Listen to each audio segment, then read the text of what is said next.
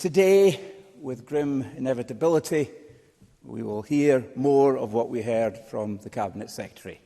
A variety of Pollyanna-esque speeches from SNP members outlining how great the SNP are doing. We will hear statistical acrobatics to prove that the figures are wrong, and we will be presented with Donald Trump-style alternative facts. And we will be told, inevitably, how much worse things are in England as an excuse for their failures. Deputy Presiding Officer, the SNP keep repeating their doublethink, as if saying it often enough changes the reality of what teachers, pupils and parents experience daily. Nicola Sturgeon said she wanted her time in office to be judged on her education record. She said it was her sacred responsibility.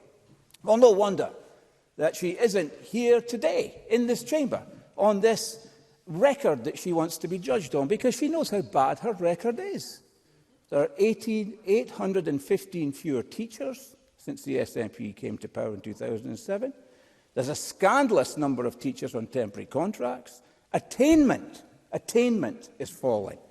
And the attainment gap, despite what we've heard, is widening. 1 in 3 primary pupils are not meeting the expected levels of literacy. 1 in 4 primary pupils are not meeting the expected levels of numeracy. Fewer pupils are taking maths and science at higher, and more than 40% of Scotland's schools haven't been inspected for at least 10 years. We should be angry at this litany of failure and how we are letting down Scotland's children and young people. Scotland's education was the envy of the world. My Scottish education has been one of the greatest blessings in my life, and I am forever indebted to my teachers and my parents for being so encouraging and supportive. No one... Yes, of course. Brian Whittle.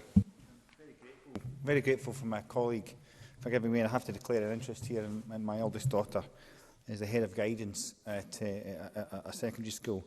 I was listening to the Cabinet Secretary there, and I wonder if my colleague would agree with me that what she's describing does not reflect the incredible stresses and strains that our teachers are increasingly under, and inevitably they are going to reach burnout unless we do something to support our teachers in our schools. Stephen Kerr. Well, to my friend for his intervention, I completely agree with him. I mean, it's Pollyanna. That's what it is. They're creating an alternative reality. Cabinet Secretary. Thank the member for taking intervention. I wonder how he would respond to a quote by Andrea Bradley when she recently took over as the General Secretary of the EIS. Yes, there's a lot more to be done. There's a lot more we want to achieve, but it's demoralising for young people to hear their work completely dismissed by politicians and the press as not being worth terribly much. It's very difficult for them to hear, for the parents to hear and for the wider school community to hear. It's really not how you encourage and support and stimulate progress in the direction we want to see. You don't achieve success by setting up competitions between different schools and different local authorities. I hope Mr Kerr is going to get on to the point where he actually congratulates Scottish education for what is right, as well as what more we can perhaps do. Stephen Kerr, well, this is a typical SNP line of argument, that whenever you put the government under examination, whenever you scrutinise the government, ministers, like the Cabinet Secretary, hide behind the good people that are doing their level best to educate our young people. And it is a low tactic, which I would have hoped more of the Cabinet Secretary than to hear that kind of line of argument. If I might return, Deputy Presiding Officer, to what I was saying about my own family and my own personal indebtedness to Scotland's education system. No one in our family had ever been to university, but my mum and dad wanted that for my sister and me. But let's look what's happened under this hopeless SNP government. Scotland's global reputation on so many levels has suffered under the SNP, but none more so than the area of our proud reputation for education.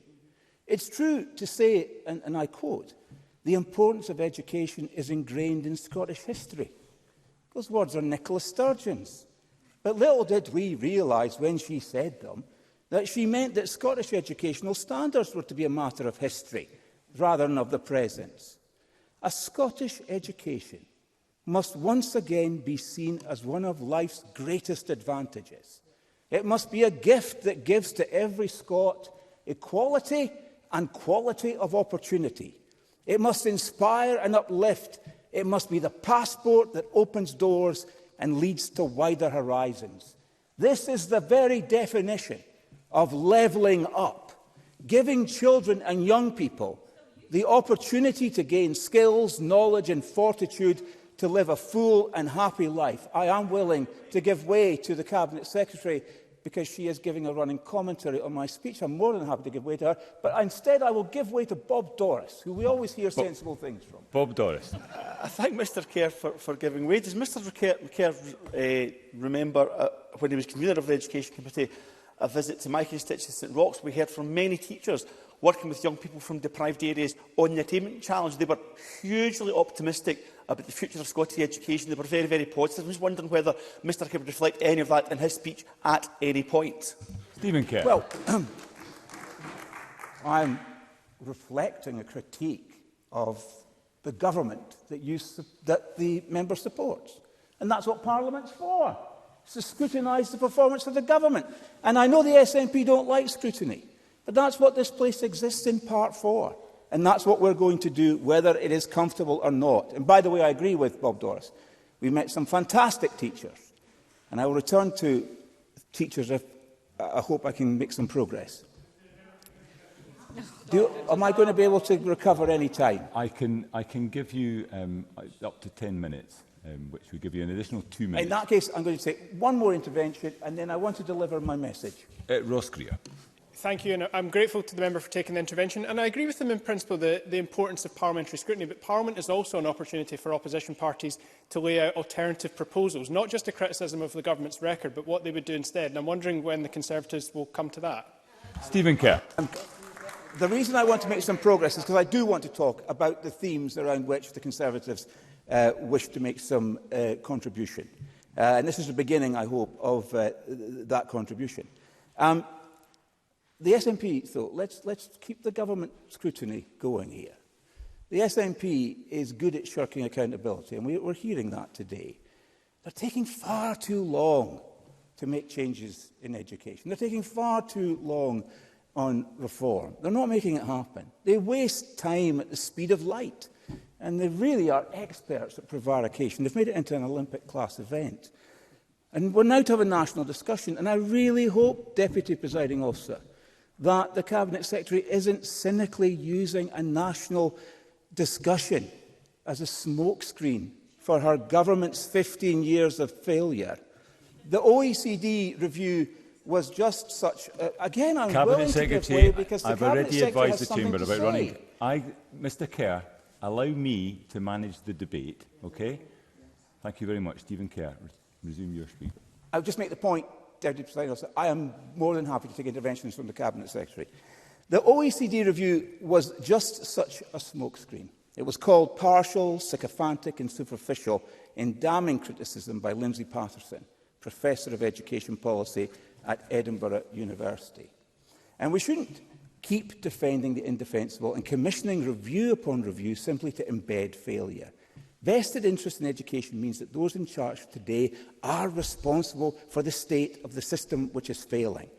It is perfectly normal for them, it's a human reaction, to want to defend that system, but it is our job to be clear in our view and incisive in our scrutiny that we must be led in our policy deliberations by evidence, not wishful thinking and obfuscation. The changes to Education Scotland and the SQA are turning out to be nothing more than a cosmetic exercise.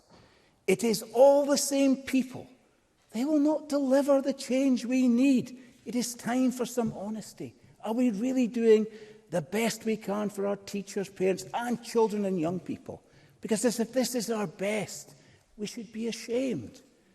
Deputy Presiding Officer, we have tireless and dedicated teachers. I am always inspired by what I learn when I meet teachers, and I pay heartfelt tribute to Scotland's teachers. I have close members of my family who are teachers, and I believe they are typical of the very best of Scotland's teaching profession, and my admiration for them knows no boundary.